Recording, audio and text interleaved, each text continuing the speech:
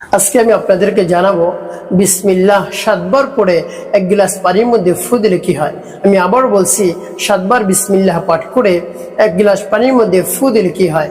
এই দামি গুরুত্বপূর্ণ আমলটা আপনি শিখে রাখুন, আপনার কাজে লাগবে। অনেক সময় দেখা যায় আপনি সমস্যার মধ্যে পড়ে যান, সেই সমস্যা সমাধানের জন্য অনেক হায়উতাশ করেন, তাড়াহুড়া করেন, তো সেই সমস্যা সমাধানের কোনো পথ খুঁজে পান না, বা যে সমস্যা আপনি পড়েন সেই সমস্যার সাথে সাথে দূর করা সম্ভব না।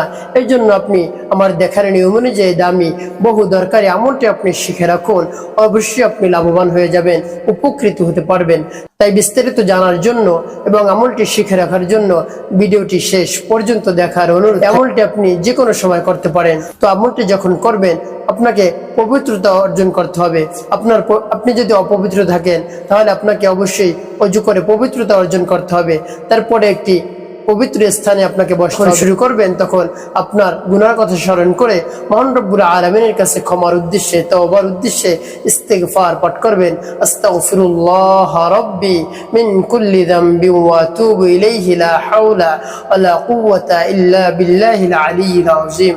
তারপরে আপনি এভাবে আপনি 3 বার ইস্তিগফার পাঠ করবেন, তারপরে 3 বার দুরূদ শরীফ পাঠ করবেন, যেমন সাল্লাল্লাহু আলাইহি ওয়াসাল্লাম, সাল্লাল্লাহু আলাইহি ওয়াসাল্লাম, সাল্লাল্লাহু আলাইহি ওয়াসাল্লাম। বা নামাজের দুরূদটি আপনি পাঠ করতে পারেন, যেমন আল্লাহুম্মা সাল্লি আলা মুহাম্মাদিন ওয়া আলা আলি মুহাম্মাদ কামা সাল্লাইতা আলা ইব্রাহিম ওয়া আলা আলি ইব্রাহিম ইন্নাকা হামিদুম মাজিদ।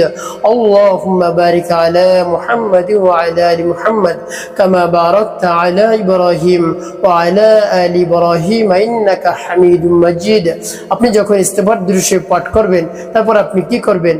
তো প্রিয় ভাই বোনেরা, একটি কথা বলতে ভুলে গিয়েছি, সেটি হলো আপনি যখন আমলটি শুরু করবেন, আপনার সামনে একটি কাঁচের গ্লাসে আপনি এক গ্লাস পানি রাখবেন, একেবারে ফ্রেশ পানি, আর সেই পানিটা আপনি ঢেকে রাখবেন। তারপরে ইস্তিগফার দুরূদ শরীফ পাঠ করে আপনি ফু দিবেন না। তারপরে আমার দেখার নিয়ম অনুযায়ী এভাবে আপনি আমলটি করবেন, যেমন বিসমিল্লাহির রহমানির রহিম, বিসমিল্লাহির রহমানির রহিম, বিসমিল্লাহির রহমানির রহিম। এভাবে 7 বার আপনি বিসমিল্লাহির রহমানির রহিম পাঠ করে 3টি ফু সেই পানির গ্লাসের মধ্যে দিয়ে দেবেন। তো প্রিয় ভাই বোনেরা, আপনার যদি সময় না থাকে তাহলে আপনি অল্প সময়ের মধ্যে এভাবে আপনি আমলটি করতে পারেন।